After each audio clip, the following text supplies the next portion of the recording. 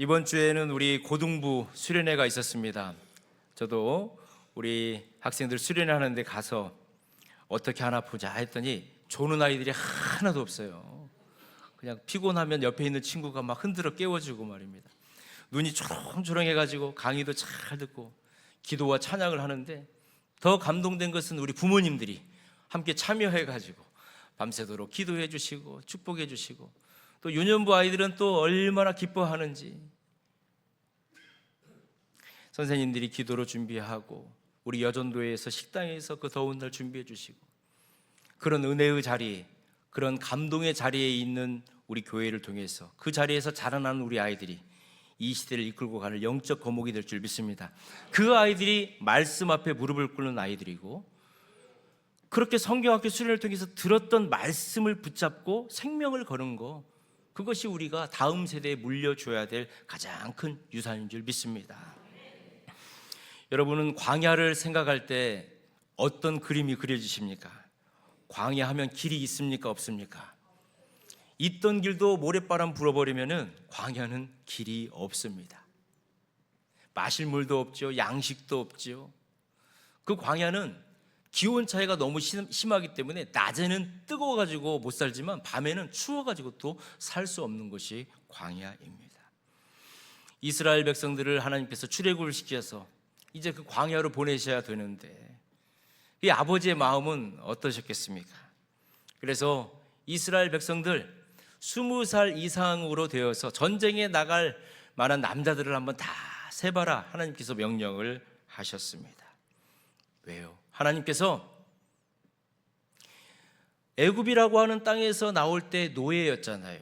훈련도 받아보지도 않고 주인이 시키는 일 할 수밖에 없는 노예였지만, 하나님께서는 이스라엘 백성, 자기가 가장 사랑하는 자녀들을 노예로 끝나는 것이 아니라 하나님의 군대로 삼으셔서 그 가나안 땅을 통과하게 하셔서 하나님의 나라를 세우시고 백성을 주시고 하나님 나라를 이루시고자 하는 그런 원대한 꿈이 있으셨기 때문에 그렇습니다.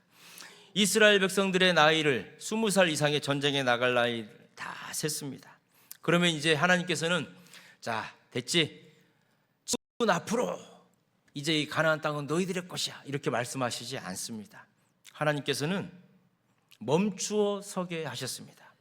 그러면서 진을 치게 하셨습니다. 진을 치게 하셨어요. 우리가 지난주에 살펴봤던 민수기 1장은 누가 하나님의 군대인가? 하나님께서 왜 우리를 계수하셨는가? 떨궈져 있는 얼굴을 이렇게 세우셔서 그 고개를 들어 하늘을 보게 하셨는가? 우리의 이름을 불러주셨던 하나님을 우리가 생각할 수 있다면, 오늘 우리가 본문 2장 말씀은 그렇다면 그 군대는 어디에 서 있어야 되는가? 어디를 쳐다봐야 되는가? 어떤 목표를 가져야 되는가? 이것을 우리에게 말씀해 주시는 것이 오늘 민수기 2장의 말씀입니다. 어떤 운동을 하든지 거기에는 잘 훈련된 선수가 있어야 합니다. 그리고 그 선수들에게 전술을 주면서 어떤 목표를 줄 수 있는 코칭 스태프가 반드시 있어야 하는 것입니다. 이렇게 서로 연결이 되었을 때에 한 팀을 만들 수 있는 것이고 아름다운 팀을 만들어낼 수 있는 것입니다. 군대도 마찬가지입니다. 군대에 들어가는 사람들의 숫자가 세워졌으면 거기에는 질서가 있어야 하는 것입니다. 그리고 목표가 있어야 되는 것입니다. 만약에 군인들이 아무리 많이 소집이 됐다 할지라도 그들이 훈련되지 않고 목표와 방향이 없다면 똑같이 오합지졸밖에 되지 않는 것입니다. 이스라엘 백성들 광야 40년을 가야 되는데 하나님의 마음은 어떤 마음이셨겠습니까? 하나님께서는 큰 뜻이 있으시고 그림이 있으시죠. 하나님께서는 모든 것을 아시고 모든 것을 가능하게 하시기 때문에 지금은 아무것도 아닌 오합지졸과 같은 이스라엘 백성이지만 그들을 통해서 원대하신 하나님의 나라를 이룰 것이고, 그들을 통해서 하나님의 뜻과 하나님의 비전을 선포하게 하시기 위해서 하나님께서는 그림을 그리고 계셨습니다. 그래서 그 20세 이상으로 전쟁 나갈 만한 사람의 수를 다 세게 하시고, 전진 앞으로가 아니라 그 자리에 멈춰라, 그리고 진을 쳐라, 하나님께서 명령을 하셨습니다.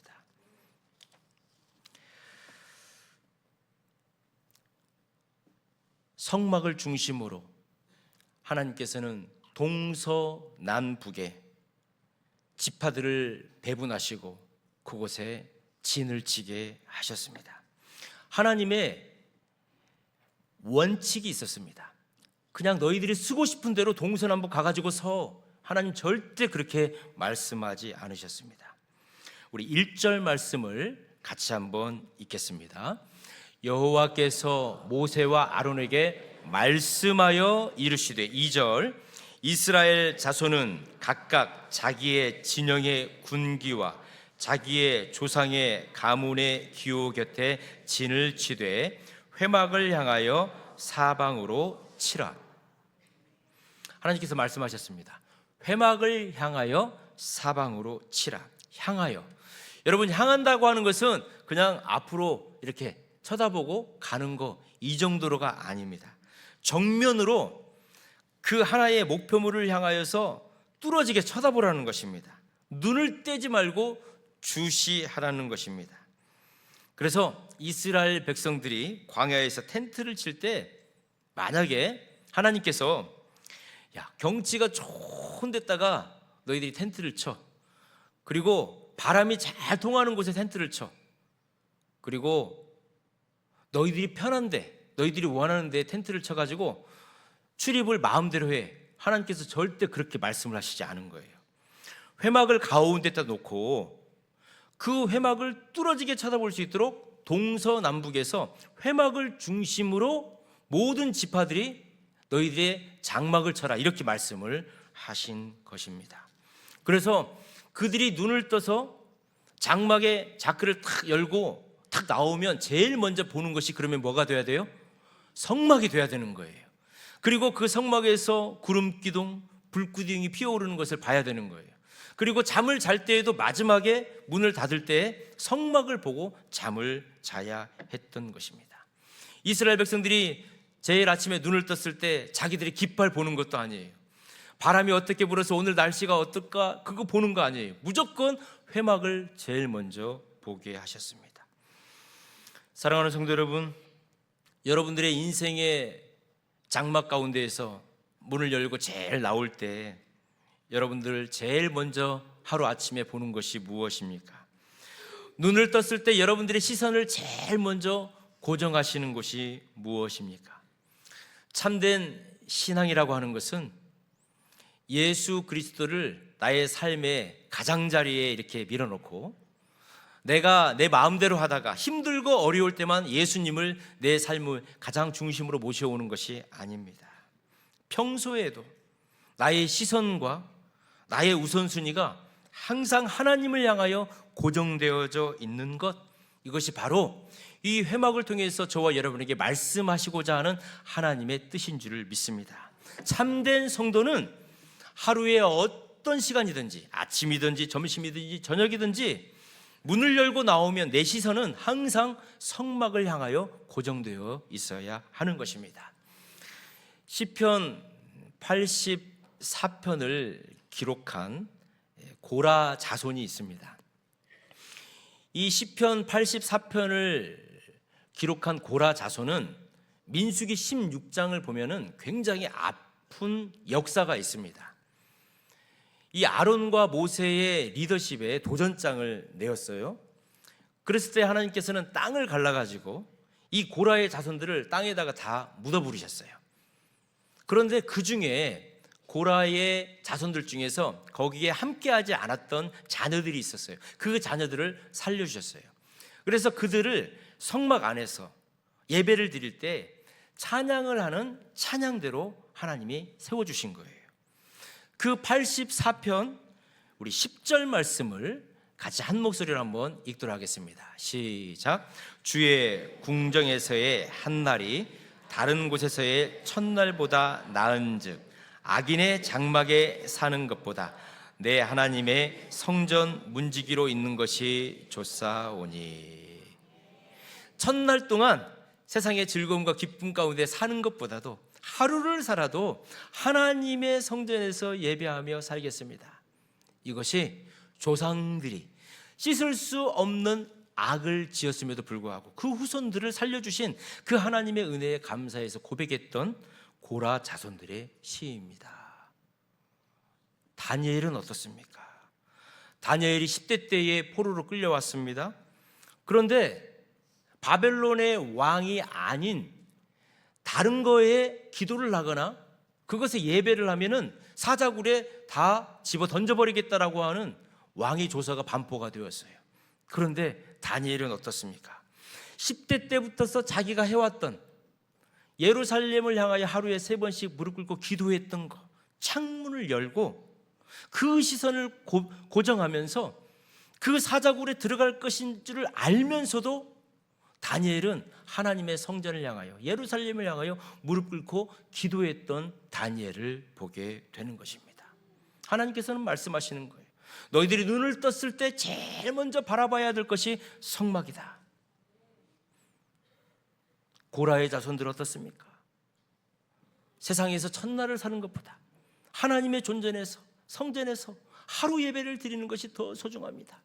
다니엘의 고백이 어떻습니까? 나를 비록 사자굴에 던진다 할지라도 나는 하나님이 계시는 성전을 향하여 기도하겠다. 이것이 바로 하나님 중심의 삶을 살아갔던 사람들의 모습이 아니겠습니까? 히브리서 12장은 이렇게 말하고 있습니다. 믿음의 주요 또한 온전케 하시는 이인 예수를 바라보자. 저와 여러분, 우리의 삶의 중심에 주님 모시고 아침부터 밤까지 주님을 바라보는 그 은혜가 있기를 축원합니다. 그러면 길을 잃어버리지 않습니다. 광야의 길을 잃어버리지 않는 것입니다. 우리가 광야 같은 세상에서 끊임없이 바라보아야 될 참된 희망은 우리의 인생 가운데 우뚝 서 계신 예수 그리스도인 줄 믿습니다. 이분은 2024년 12월에 이제 하나님 나라를 가셨어요. 이분은 미국에서 굉장히 알아주는 주차 건물을 설계하고 짓는 회사를 가지고 있습니다. 그리고 엔지니어링 기업 팀 하스라고 하는 그런 기업의 사장님이었습니다. 하영록이라고 하는 사장님이 있었습니다. 그래서 미국 동부의 청년들한테 설문지를 조사해 봤대요. 당신들이 일하고 싶은 100대 회사가 있으면 어디입니까? 그런데 이 팀하우스도 100대 회사 안에 들어가는 거예요. 그만큼 미국의 동부의 청년들이 일하고 싶은 회사가 이 팀하우스였습니다. 여기에서 마이애미에 지어놓은 주차 건물이 하나 있는데 이런 건물 짓는 거예요. 그러니까 미국에서도 상이란 상은 다 받고 굉장히 미 정부에서도 인정을 해주는 기업이었습니다. 근데 이 하영록 회장이 젊었을 때에 주류사회, 미국 주류사회에 들어가는 게 이제 이분의 꿈이었어요. 그래서 출세가 목표예요. 아침부터 밤까지 오직 출세. 어떻게 하면 성공할까? 그런데 30대 나이에 이 심장의 근육이 막 좀 굳기도 하고 막 그러면서 이 심장의 질병을 앓게 되면서 쓰러져 버린 거예요. 2번이나 심장 수술을 막 하면서 생사의 기로에 이분이 있었어요. 그런데 그 죽음의 고비에서 인격적으로 우리 주님을 만나게 됩니다. 그러면서 이런 회개를 했어요. 하나님, 제가 제 야망의 깃발만 놓고 세우며 살았습니다. 내 인생의 텐트의 문을 열 때마다 나는 세상의 성공과 출세가 내 인생의 목표였습니다. 이제 내 인생의 중심에 정작 하나님 계시지 않았습니다. 그러나 이제 나의 생명을 고쳐주시고 나에게 생명을 연장해 주신 하나님을 위해서 내가 살겠습니다. 그 병상에서 그런 결단을 하게 된 것입니다. 그래서 하나님의 은혜로 이제 심장을 이식받게 되어지고 살아났어요. 잠언 말씀을 계속 읽다가 잠언 31장을 읽다가 앞으로 우리 회사는 이런 회사가 되겠다. 하나님의 운영 철학을 내가 가지고 이 회사를 운영해야 되겠다 하면서 우리는 이웃을 돕기 위해 존재한다. 이것이 그 회사의 모토가 되었습니다. 그래서 이 P31이라고 하는 게 이 프로버브라고 하는 잠언의 그 P자와 31, 잠언 31장에서 우리 기업의 경영 철학을 나는 찾았다. 지금 그런 의미로 이런 책을 내었고 베스트셀러가 되었죠. 그래서 매일 아침마다 전 직원들을 모아놓고 예배하고 기도하고 그렇게 시작을 하는 것입니다. 경영의 모든 중요한 결정권은 다 주님이 하시는 거예요. 그래서 회막 중심의 기업을 이루었어요. 코로나도 오고 그런 기업들이, 수많은 기업들이 미국에서도 넘어졌지만 하나님께서는 이 기업을 끝까지 붙들어 주셨어요. 사랑하는 성도 여러분, 여러분의 가정 중심에 무엇이 놓여 있습니까? 물론 우리의 자녀들, 우리의 성공과 우리의 경제적인 물질도 굉장히 중요합니다. 그러나 하나님의 임재보다, 하나님의 깃발보다 그것이 더 크게 보여지고 그것을 위해서 나아간다면 우리는 회막 중심의 삶을 사는 삶이 아닐 것입니다. 여러분들의 일터와 직장과 사업장의 텐트의 문이 어디를 향하여서 열려져 있습니까? 우리가 회막을 바라보지 않고 우리의 노력과 열심으로 달려가면 결국은 우리가 책임을 져야 되는 것입니다. 그러나 힘이 들고 어렵지만 광야의 바람은 분다 할지라도 우리가 회막 중심, 하나님 중심, 십자가 중심, 예수님 중심을 놓고 우리가 달려가면 우리 주님께서 반드시 책임져 주시고 해결하여 주시고 이루어 주실 줄을 믿습니다. 그것이 저와 여러분의 신앙의 고백이 되어야 되는 것입니다. 그래서 이 주일 아침에 우리의 시선을 다시 우리가 고정하는 것입니다. 아무리 힘들고 어려워도 나는 주일날 예배만큼은 내가 반드시 지키겠다. 내가 너무 몸이 아파서 못 드리면 영상으로라도 드리고, 내가 우리 본교회 예배를 드리지 못하면 지방에 가 있거나 어디에 가 있으면 반드시 그 예배의 시간에 가까운 교회를 찾아서 내가 예배를 드리겠다. 이런 생명을 걸고 예배에 목숨을 거는 저와 여러분이 되시기를 주님의 이름으로 축원합니다. 왜요? 그것이 우리 인생의 마지막 예배가 될 수도 있기 때문에 그런 것입니다. 하나님께서는 연합의 은혜를 주셨습니다. 그런 마음을 가지고 성막 중심의 삶을 살아가는 이스라엘 백성들에게 연합의 은혜를 허락하여 주셨습니다. 하나님께서는 그 성막을 중심으로 이스라엘 지파들을 배치해 주셨습니다. 단순히 인구가 많으니까 너희들이 원하는 자리에 서, 하나님 그렇게 말씀하시지 않은 거예요. 네가 동쪽 원에, 서쪽 원에, 남쪽 원에, 북쪽 원에, 그러면 네가 서. 하나님 그러시지 않은 거예요. 하나님께서 동쪽에 서야 될 지파, 남쪽에 서야 될 지파, 이렇게 동서남북에 서야 될 지파를 하나님께서 명령해 주신 것입니다. 동쪽에는 어떤 지파가 섰습니까? 유다 지파를 중심으로 해서 이사갈과 스불론 지파가 쓴 거예요. 여러분, 해가 어느 쪽에서 뜹니까? 동쪽에서 뜹니다. 어둠을 뚫고 제일 먼저 행진하는 거예요. 제일 먼저 길을 걸어가는 거예요.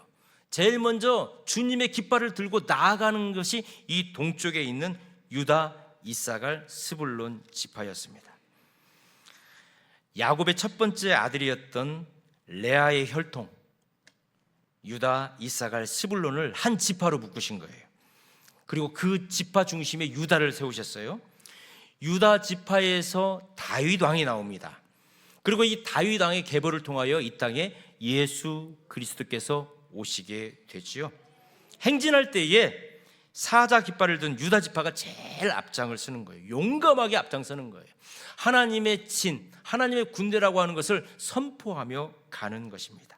우리의 인생, 광야와 같은 인생 가운데 만왕의 왕 되신 예수 그리스도의 깃발을 들고 제일 먼저 행진하는 동쪽에 있는 지파와 같은 여러분 되길 주님의 이름으로 축복합니다. 주님이 앞장서 가실 때에 막막한 광야의 길이 열리는 것입니다. 남쪽 지파는 남쪽을 향하여서, 남쪽에 그러면 장막을 쳤던 지파는 어떨까요? 르우벤 지파입니다. 시므온 가 지파입니다. 그런데 이 르우벤은 원래는 장자였죠. 이 장자가 축복을 배나 더 받아야 되는데 이 르우벤이 아버지의 침상을 더럽혔어요. 그래서 이 장자의 영적인 축복을 받지 못합니다. 아픔이 있는 지파가 르우벤 지파입니다. 또 여러분, 시므온 지파는 어떻습니까? 시므온 지파, 창세기 34장을 보면 야곱에게 딸이 하나 있었어요. 이 디나라고 하는 딸이 있었는데 이 디나가 세겜성에서 욕을 받아요. 그래가지고 그것을 이 오빠가 그걸 참지 못해가지고 할례를 시켜놓고 칼을 들고 가가지고 이 세겜성에 있는 남자들을 막 죽여요. 그 역할을 했던 게 시므온이에요. 어떻게 보면 이 시므온도 약점을 가지고 있죠. 그리고 라헬의 하녀였던 실바에게서 태어났던 갓지파, 갓 지파가 있어요. 이 세 지파를 묶어서 남쪽에다가 두셨어요. 이 지파는 약점이 많아요. 아픔이 있어요. 그런데 하나님께서는 이 지파를 외면하지 않으셨다는 거예요. 오히려 회막의 남쪽에 배치하심으로 인해서 하나님의 날개로 그들을 품어주셨어요. 우리가 허물 많은 인생이라 할지라도 하나님의 울타리 안에 거하게 될 때에 거룩한 영적 군대 안에 우리도 들어가는 거예요. 그래서 하나님의 나라를 마침내 유업으로 얻게 될 줄 믿습니다. 서쪽에는 어떤 지파가 있습니까? 에브라임 지파가 있습니다. 에브라임, 므낫세, 베냐민 지파가 서쪽에 진을 치는 거예요. 야곱이 가장 사랑했던 그 아내 라헬의 자손들, 요셉이 받아야 될 그 축복을 요셉의 자녀 2명한테 나눠주는 거죠. 에브라임과 므낫세한테 주는 거예요. 그리고 베냐민 지파가 이 서쪽에 자리를 잡는 겁니다. 하나님께서는 이렇게 혈연적으로 친밀했던, 유대감이 강했던 지파를 묶어주셨어요. 그래서 광야길에서 서로 피곤하고 지칠 때에 서로 보듬어 줄 수 있도록 환경을 만들어 주셨습니다. 그리고 북쪽은 어떤 지파입니까? 맨 후방 지파예요. 진이 옮겨질 때에 맨 마지막에 옮기는 지파가 북쪽이었어요. 단과 아셀, 납달리 지파였어요. 이들은 맨 마지막에 서가지고 혹시라도 뒤쪽에 아말렉이라든지 가나안 족속들이 쳐들어오면은 마지막으로 막아내는 지파가 이 북쪽의 단 지파였습니다. 그래서 연약한 사람들을 끄집어주고 보호해준 그런 막중한 역할을 감당했던 것이 북쪽 지파였습니다. 하나님은 우리 교회의 성도들, 오늘 예배를 드리는 우리 성도님들에게 각자의 자리를 주셨어요.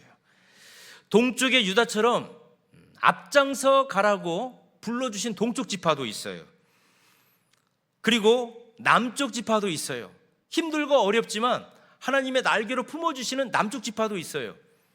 북쪽 지파도 있어요. 맨 뒤에 있어야 돼요, 항상. 그래서 그들은 지쳐있는 사람들 끌어주고 낙심되어져 있는 사람들 위로해주고 혹시라도 광야에 도적들이 오면 막아주고 그런 역할을 하는 쪽이 북쪽 지파였습니다. 바울 사도는 고린도전서 12장 은사장을 통해서 머리 대신 예수 그리스도를 모시고 살아가는 모든 성도들은 다 지체다 이렇게 말씀했어요. 이 민수기 2장에 있는 말씀을 신약시대의 말로 바꾸어 준 거예요. 강한 지파와 연약한 지파가 함께 모이고 앞서가는 지파가 있으면 뒤서가는 지파가 있어요. 오늘 예배를 드리는 믿음의 식구 여러분, 우리가 낙심하여 넘어질 때에 동쪽에서 나를 일으켜주고 내가 외롭고 힘들어 지쳐있을 때에 서쪽과 남쪽에서 나를 위해서 누군가 기도해주고 악한 영이 공격할 때에 북쪽에서 나를 방어해주는 영믿음의 식구들, 영적 동역자들이 있어요. 우리 옆에 계신 분들 얼굴 한번 보겠습니다. 옆에 계신 분 얼굴 한번 봐보세요. 고개를 한번 끄덕끄덕 해보세요. 아, 바로 당신이 동쪽에 있는 사람이군요. 남쪽에 있는 사람이군요. 서쪽에 있는 사람이군요. 우리는 하나님께서 회막을 중심으로 동서남북 위에 세워주신 줄을 믿습니다. 우리가 있는 자리가 동서남북 자리에 있는 거예요. 주님의 교회를 위해서 하나님께서는 저와 여러분을 동서남북 그 자리에 세워주신 줄을 믿습니다. 오늘 이 시간 나에게 맡겨주신 교회의 자리를 소중하게 여기는 것입니다. 내 주변의 연약한 이웃들 향해서 따뜻한 손을 내밀어 주는 것입니다. 주님, 나를 거룩한 공동체의 일원으로 불러주셔서 감사합니다. 주님, 제가 있어야 될 자리에서 주님의 회막을 바라보게 하여 주시옵소서. 이 고백이 있고 이 결단이 있기를 주님의 이름으로 축원합니다. 이렇게 진영이 만들어졌어요. 하나님께서는 진을 치라는 거예요. 우리 32절 말씀을 한 목소리로 같이 한번 읽겠습니다. 시작.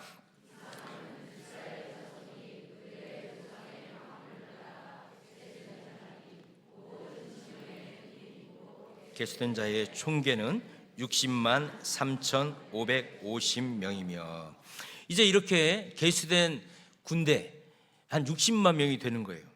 자, 그렇다면 하나님께서 말씀을 하셨어요.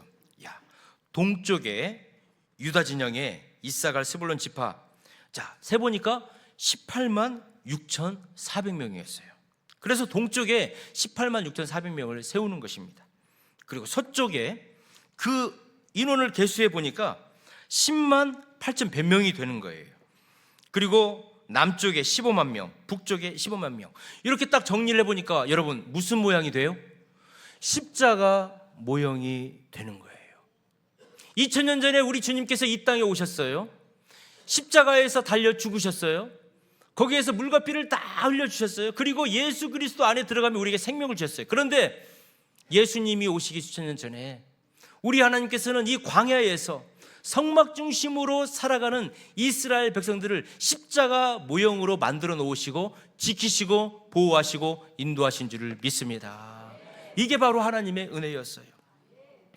일부 예배를 딱 마치고 제가 인사를 하고 있는데 우리 중학교 학생 하나가 일부 예배를 드린 거예요. 그러면서 목사님 궁금한 게 있습니다. 어떻게 이 동서남북이 동시에 같이 움직일 수가 있어요? 어떻게 이 회막을 중심으로 어떻게 그 많은 인원들이 다 갈 수가 있어요? 혹시 우리 성도님들도 그런 질문 생각하셨습니까? 야, 너 참 하나님이 축복해 주시는구나. 제 마음속에. 여러분, 어떻게 이렇게 진을 치고 이동을 할 때는 어떻게 했을까요? 하나님께서 구름 기둥과 불 기둥으로 이 성막에 함께 해주시고 하나님께서 이제 이동을 해야 될 때가 되면 나중에 이제 민수기 다음 장에 계속 이제 우리가 어떻게 이동을 했는지도 설명을 해드리겠지만은 먼저 동쪽이 먼저 이동을 하는 거예요. 동쪽이 제일 먼저 이동을 해요. 왜요? 그 동쪽의 용맹한 군사 유다 지파를 중심으로 해서 이동을 하면은 그 동쪽 지파 안에 레위인들이 있어요. 레위인들이 성막에 그 텐트, 기둥, 이런 외관, 성막을 만들어야 될 외관을 먼저 가지고 이동을 해요. 그래서 어느 지점까지 가면은 이제 이 동쪽 군대가 멈추면은 거기에 이제 성막에 천막이라든지 텐트라든지 기둥을 갖고 온 레위인들이 이제 외관을 만들어요. 그러면 남쪽 지파가 그 다음에 이동을 하는 거예요. 남쪽 지파는 등잔대, 진설병, 법궤 이런 것들을 가지고 와가지고 성막이 만들어지면 그 안에 집어넣는 거예요. 그러면서 동쪽이 먼저, 동쪽 군대가 먼저 이동을 하고 그 다음에 남쪽이 이동을 하고 그리고 서쪽이 이동을 하고 북쪽이 맨 마지막에 이동을 하면서 후미를 보완해 주는 거예요. 하나님께서는 이런 철저한 계획 속에서 이스라엘을 보호하시고 이런 십자가 모형으로 이스라엘을 광야 40년을 지키시고 인도하시고 보호해 주셨습니다. 사랑하는 성도 여러분, 갈라디아 6장 14절 말씀을 우리 한 목소리로 같이 한번 읽겠습니다. 시작. 그러나 내게는 우리 주 예수 그리스도의 십자가 외에 결코 자랑할 것이 없으니 그리스도로 말미암아 세상이 나를 대하여 십자가에 못 박히고 내가 또한 세상을 대하여 그러하니라. 아멘. 이스라엘이 광야에서 거대한 십자가 진영을 만들어서 이동할 때에 아말렉 사람들, 가나안 족속들 쉽게 침략하지 못했습니다. 왜요? 하나님의 성막과 하나님의 십자가가 그들을 보호하셨기 때문에 그렇습니다. 우리가 세상이라고 하는 광야를 살아갈 때에 우리 성도에게 가장 강력한 능력은 십자가 예수 그리스도인 줄 믿습니다. 1924년 파리 올림픽이 있었습니다. 그때에 에릭 리델이라고 하는 사람의 유명한 이야기가 있습니다. 이 사람의 이야기를 가지고 불의 전차라고 하는 영화도 나왔습니다. 어떻게 보면 이 에릭은 십자가 진영의 거룩한 삶을 살아냈던 사람이다 이렇게 말할 수 있습니다. 이 에릭은 영국을 대표하는 100m 달리기 선수였습니다. 그래서 이 에릭이 뛰면은 이제 100m는 금메달 따는 거예요. 그런데 예선전을 해야 되는데 예선전을 할 때가 주일날인 거예요. 주일날. 이 에릭이 주일날 예선전을 했을까요? 안 했을까요? 안 했어요. 영국에서는 난리가 난 거예요. 아니, 눈 한 번만 딱 감고 주일날 예배 안 드리고 예선전 하면은 금메달, 본선에 가가지고 금메달 딸 수 있는데 에릭이 이렇게 말한 거예요. 내 삶의 중심에는 하나님이 계십니다. 주일은 나를 위하여 달리는 날이 아닙니다. 주일은 하나님께 모든 시간을 올려드리는 날입니다. 저는 주일을 범하면서까지 금메달을 목에 걸 마음이 하나도 없습니다. 에릭이 이렇게 선포를 했어요. 영국에서는 난리가 났습니다. 매국노라고. 네 예배 드리는 게 뭐가 그렇게 중요한데 이 소중한 금메달을 놓쳐버렸다고. 광신자, 매국노 비웃고 난리가 나왔습니다. 그런데 하나님께서는 이 에릭의 결단을 묻어버리지 않으셨어요. 그 에릭을 찾아내신 거예요. 원래 이 100m 뛰는 사람들은 400m를 잘 뛰지 못합니다. 그런데 400m를 뛰어야 될 사람이 못 뛰게 되면서 에릭이 400m를 뛰게 된 거예요.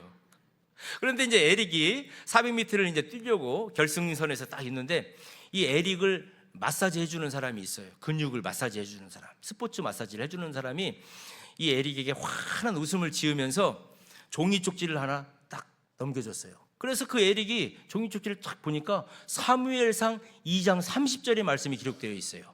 같이 한번 읽어볼까요? 나를 존중히 여기는 자를 내가 존중히 여기리라. 이 말씀을 탁 받고 에릭이 마음속에서 형용할 수 없는 힘이 막 솟아나는 거예요. 그리고 출발선에 딱 섰는데 그 어느 때보다도 100m를 뛰는 것보다도 더 빨리 400m를 뛰어가지고 금메달을 따버리게 된 거예요. 에릭에게는 부와 명예가 왔어요. 탄탄대로가 보장이 됐어요. 그런데 에릭은 제일 가난하고 전쟁 가운데 있는 중국 텐진 선교사로 떠난 거예요. 그리고 태평양 전쟁이 막 이제 발발이 됐는데 일본 수용소에 막 붙잡혀가지고 들어갔어요. 이 에릭이 거기에서 어린 아이들 수학도 가르쳐주고 병 들어가지고 음식도 못 먹고 대소변도 받아내지 못하는 그런 많은 노약자들을 위해서 헌신을 했어요. 이 에릭이 43살에 뇌종양이 걸려가지고 죽었어요. 그런데 그 에릭이 걸어갔던 길들을 보았던 수많은 사람들이 이렇게 얘기를 하는 거예요. 에릭이 거닐던 수용소의 차디찬 복도는 사막과 같았습니다. 그러나 그가 지나가는 자리마다 예수 그리스도의 십자가의 향기가 풍겨나왔습니다. 우리는 그 청년의 삶을 통해서 십자가에 계신 하나님을 보았습니다. 성도 여러분, 이 에릭이 텐트를 쳤던 곳은 올림픽 트랙이었어요. 중국의 선교지였습니다. 차가운 수용소의 바닥이었습니다. 그러나 그 자신의 삶 한가운데에 예배가 있었고 순종이 있었고 주님의 십자가가 있었습니다. 하늘을 바라보았던 그의 삶 전체는 광야를 환하게 밝혀주는 거대한 예수 그리스도의 십자가로 보여졌던 것입니다. 말씀을 정리합니다. 오늘 우리가 살아가는 우리의 가정과 일터 그리고 여러분의 사업장, 그것은 바로 하나님께서 저와 여러분을 보내신 거룩한 진영인 줄 믿습니다. 동서남북 어디에 있든지 간에 우리의 중심은 회막 대신 십자가 되신 예수 그리스도를 집중하여 바라봐야 될 줄 믿습니다. 우리가 세상과 타협하지 않고 주의를 거룩하게 지킬 때, 억울함 속에서도 정직과 사랑과 신실함으로 나의 일을 감당할 때에, 타인의 허물을 덮어주고 주님의 거룩한 질서 안에 우리가 머물 때, 세상의 사람들은 저와 여러분을 보면서 이렇게 말할 것입니다. 저분의 삶 한가운데에는 세상이 감당하지 못할 십자가의 능력이 있어. 내 시선의 방향을 오직 예수 그리스도를 향하게 하시고, 우리 공동체의 동서남북에 있는 우리 성도들의 손을 붙잡아 주면서 우리가 십자가의 군대, 우리가 또 세상을 향하여 나가지만 우리는 유람선을 타는 것이 아니라 하나님께서 영적 전쟁을 위한 그 영적 전투함에 저와 여러분을 태우시고 또 하나님 나라를 위해서 그 믿음의 깃발을 가지고 달려가게 하시는 주님의 군사임을 기억하시고 주님과 동행하시는 한 주간이 되시기를 주님의 이름으로 축복합니다. 주신 말씀을 붙들고 우리 한번 기도할 때에, 하나님, 세상의 성공과 염려의 깃발을 내려버리게 하여 주시고 이제는 내 삶의 중심을 하나님께 고정하게 하여 주시옵소서. 나 혼자 살아가는 광야 없습니다. 성도들의 손을 잡고 서로 약함을 채우게 하여 주시옵소서. 내가 서 있는 삶의 자리에서 거룩한 질서를 지켜내어 세상의 십자가 향기를 드러나게 하여 주시옵소서. 고라의 자손처럼, 다니엘처럼, 하영로 회장처럼, 그리고 에릭처럼 하나님, 내가 서 있는 자리에서 오직 하나님만을 바라보게 해달라고 주신 말씀을 붙들고 주의 이름을 한번 부르고 합심으로 한번 기도하겠습니다. 주여, 살아계신 하나님 아버지, 그동안 내 삶의 텐트의 문을 세상의 성공과 욕망을 향해 열어두었던 나태함을 외게 하오니 용서하여 주옵소서.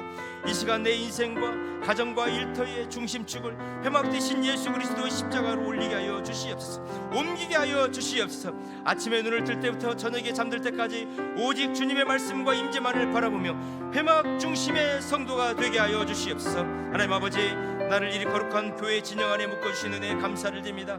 남의 자리를 시기하거나 홀로 독불장군처럼 광야를 방황하지 않게 하여 주시고, 내가 낙심할 때에 나를 일으켜줄 동역자들과 함께 걸어가게 하여 주시옵시고, 내가 먼저 이웃의 약함을 채워주게 하여 주시옵시고, 동서남북을 단단히 지켜주는 신령한 영적 파수꾼이 되게 하여 주시옵소서. 하나님 아버지, 주님이 나를 파송하신 가정과 일터가 바로 거룩한 진영임을 선포합니다. 세상의 유혹에서 압박할 때에 타협하지 않았던 에릭처럼 내 일상의 순종과 거룩함을 통해서 세상의 내 삶 속에서 예수 그리스도의 십자가를 보게 하여 주시옵시고, 우리가 서 있는 삶의 자리마다 구원의 빛을 밝히는 하나님의 불패 군대가 되게 하여 주옵소서.